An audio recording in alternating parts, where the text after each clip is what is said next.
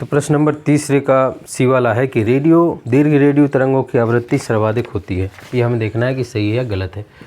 तो दीर्घ रेडियो तरंगों की आवृत्ति कैसी होती है? सर्वाधिक होती है।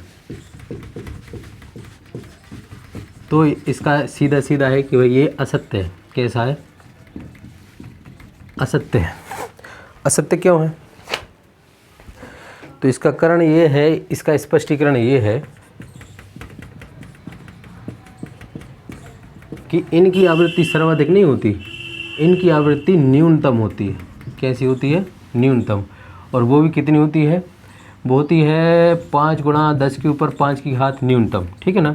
मतलब ये होती है 10 के ऊपर 9 की घात से 5 गुणा 10 के ऊपर 5 की घात तक। ठीक। इसकी रेडियो तरंगों की तरंग दैर्घ्य होती है सबसे ज़्यादा। तरंग दैर्घ्य सबसे अधिक होती है, सबसे अधिक होती है। ठीक है। और ठीक, और वो कितनी होती है? लगभग 0.1 मीटर से 100 किलोमीटर तक भी हो सकती है। मतलब एंगस्ट्राम में उसको मापते हैं अलग अलग। उसमें मैं थोड़ा सा और बताऊं कि भाई ये जैसे रेडियो तरंग है तो इनकी आवृत्ति होती है सबसे कम।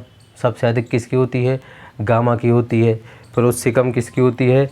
एक्स किरणों की होती है। फिर उससे नीचे परावैंगनी किरणों की, उससे नीचे दृश्य प्रकाश की, उससे नीचे अवरक्त की, फिर उससे नीचे माइक्रोवेव्स की, फिर सबसे कम होती है, मतलब आवृत्ति सबसे कम होती है रेडियो तरंगों की होती है। ठीक है, आगे बढ़ते हैं। इसके बाद है आपका डी वाला। एक आध्रुवित तरंग के लिए विस्थापन समय के साथ अपरिवर्तित रहता है। एक आध्रुवित तरंग के लिए, एक आध्रुवित तरंग के लिए विस्थापन सदैव अपरिवर्तित रहता है समय के साथ।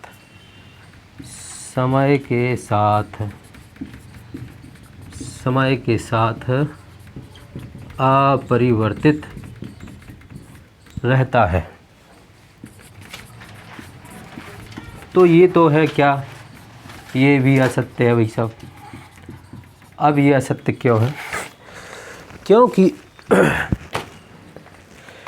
क्योंकि आध्रुवित तरंग जो भी है प्रकाश है, तो उसमें जो दोलन होते हैं, विद्युत चुम्बकीय तरंग है चूँकि, तो उसमें दोलन होते हैं हर दिशा में होते हैं और परिवर्तित होते रहते हैं। तो विस्थापन भी कैसा होता है? हमेशा परिवर्तित होता रहता है। ठीक है ना? यानी विस्थापन हमेशा परिवर्तित होता है। इसमें लिखा है कि अपरिवर्तित रहता है समय के साथ, तो ये असत्य है। इसके बाद है डी वाला, ई वाला।